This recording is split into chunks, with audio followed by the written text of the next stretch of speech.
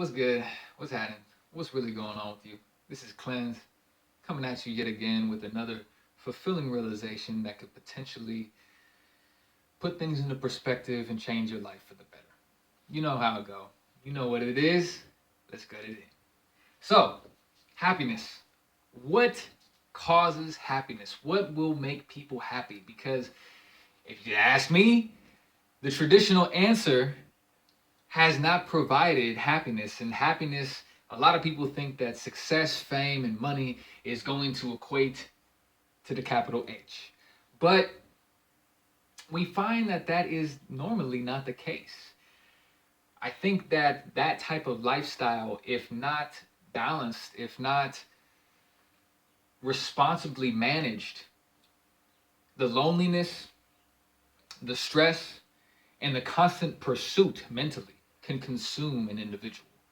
And there is this type of energy in the air that suggests that having a lot of money and the more money and the bigger investments and the more power and things of this nature leads to more happiness, in my opinion, is a major fallacy. And it is not based on anything that is practical, I believe, and anything that is sustainable. Okay. Anything that is grounded in where we came from and where we're going to return. So let's look at this, man. Everybody is hypnotized, thinking that success, the mainstream definition of success, is going to lead to happiness. People are under some type of spell that seduces them into thinking that this will equal happiness. So rather than jumping into my opinions on the matter, let's look into some quantitative data. Let's look into some statistics and some surveys and some studies that have been done, because that stuff matters, right? People need the evidence, they need to analyze, they need the logic. Okay, so anyway, the most important probably for you watching is the money, man. So let's talk about that. It's most important for me too. So $75,000 to $80,000 is pretty much the universally agreed number of where people would consider themselves perfect, right? It provides everything that they need to survive and more to grow, okay?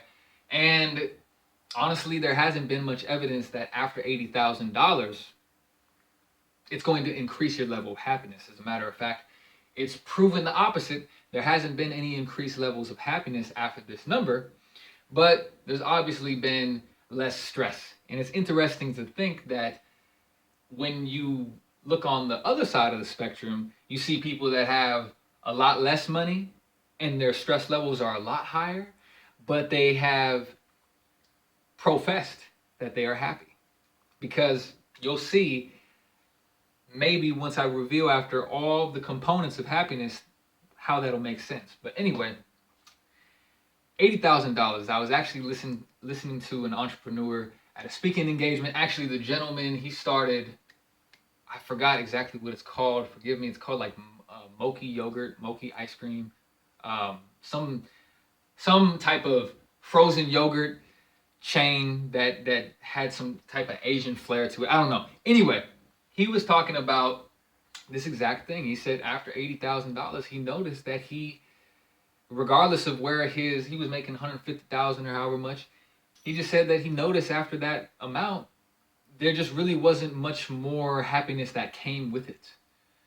So $80,000 is something that maybe you need in your life to sustain yourself on the physical level, with all of the financial institutions and the things that have been set up and dictated money as an essential for survival.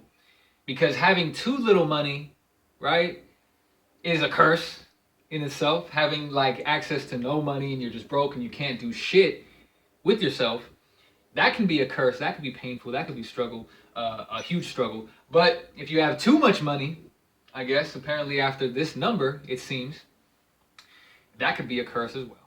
So anyway, moving on. There was a 75-year-old study conducted, or not year old, but 75-year study conducted that had supervised the behaviors of individuals from all across America, from backgrounds with the most disadvantaged communities and those that came from the most privileged. And essentially, it came down to the fact that all of the individuals that reported consistently throughout their life that they were happy and did not decrease in their levels of happiness was having close connections with people, right? Close connections with those around them, people that supported them, people that they knew they could trust, that they could depend on, that they could lean on, right? Didn't matter if it was one person or 5 people, right? Just having those close connections. And we find this a lot of different places, man. You know, Denmark is the most reported happiest nation in the world, okay? People can look at like the global happiness report, man. And you can see, I think actually America is number 13. But one of their biggest components, biggest aspects of their culture is that they live in living complexes that are so tremendously community oriented, okay? And you know, they don't necessarily have to cook individually. You know, everybody takes care of that. You know, everybody watches each other's kids. Everybody is friendly. Everybody has that stimulation, all right, you know, within them that produces happiness, that produces life, right? We need people because we all came from nature, see? And then a lot of people, though, compensate rather than going into nature and connecting with that, they connect with people. Right? This is why people do stupid shit over and over and over that they know they shouldn't be doing with the people that they know they shouldn't be doing it with, just because they don't want to be alone. Right? They need connection. We need connection. Nevertheless, there are people that could spend long durations of time by themselves, because I actually happen to be that way. But I still need it. I still love connection with people.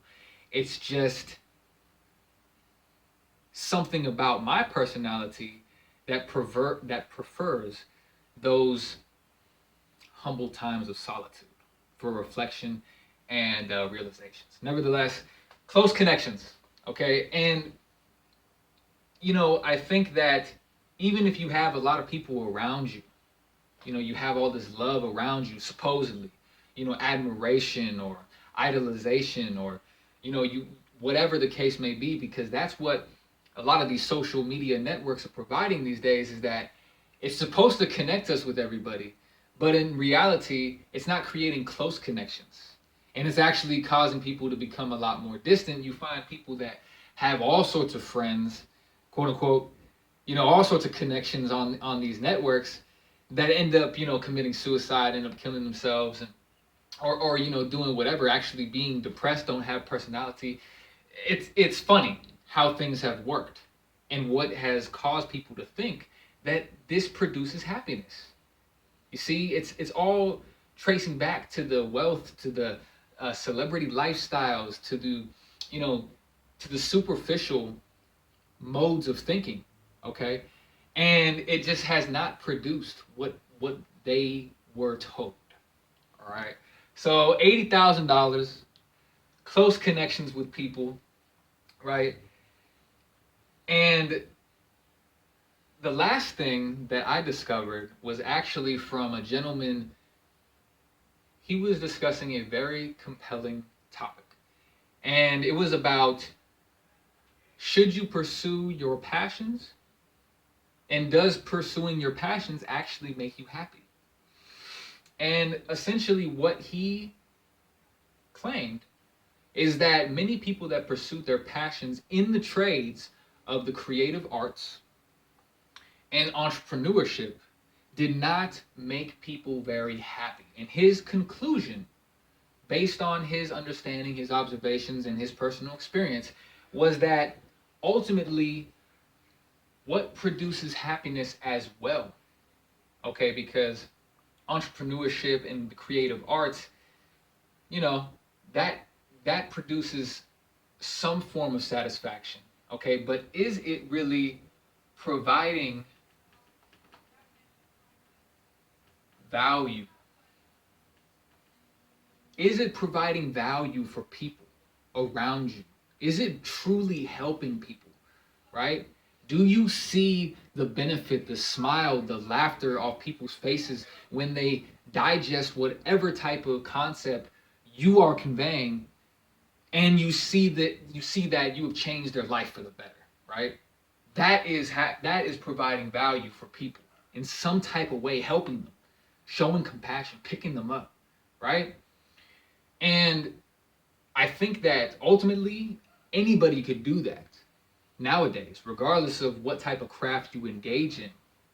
Because there's, now, this is what's great about the day and age we live in now, because even though social media and all that may not create happiness and close connections, shit has a lot of benefits, right? I'm talking to you now through social media to convey this message. Now you can connect with people all over the world and actually see how you're providing value to them with your specific craft.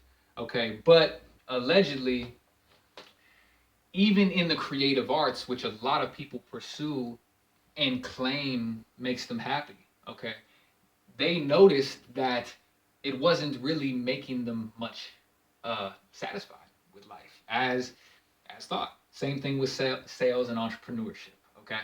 Um, but if you're able to provide value to people, then that releases the dope, right? That releases the dopamines.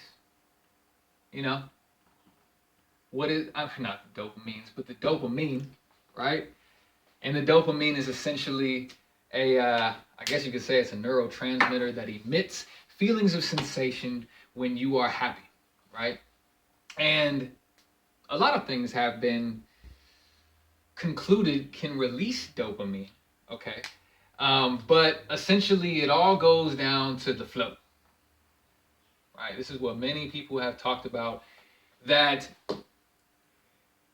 there has to be where an individual enters almost a trance-like state where they're just completely immersed into the moment and in the act of creating, right? In the act of full engagement into whatever they're doing, and they just go.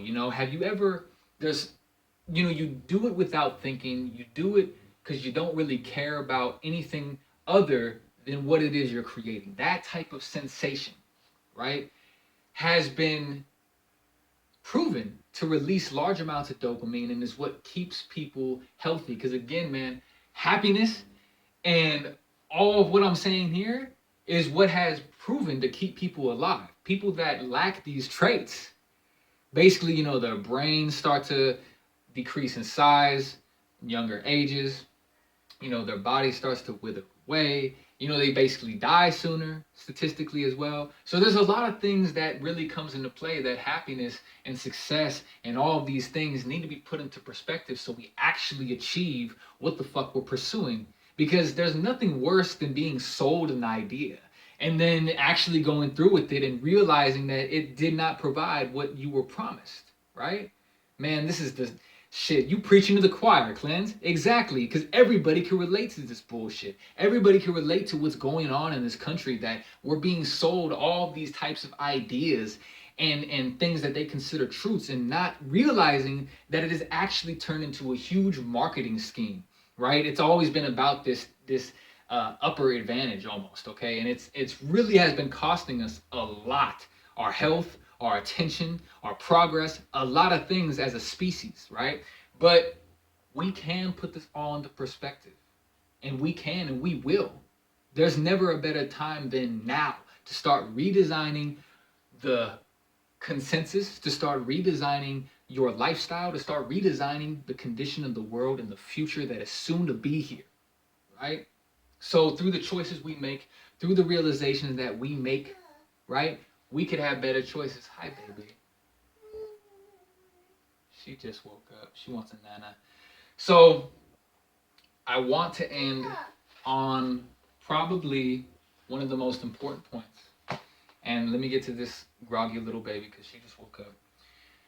Is that, look, happiness is something that resonates on one side of the pole, known as the positive. Okay, essentially. And what I was talking about the other day and connecting with actually what I'm speaking on presently is that there is this specific flow, right, of our life that is just part of life. Okay.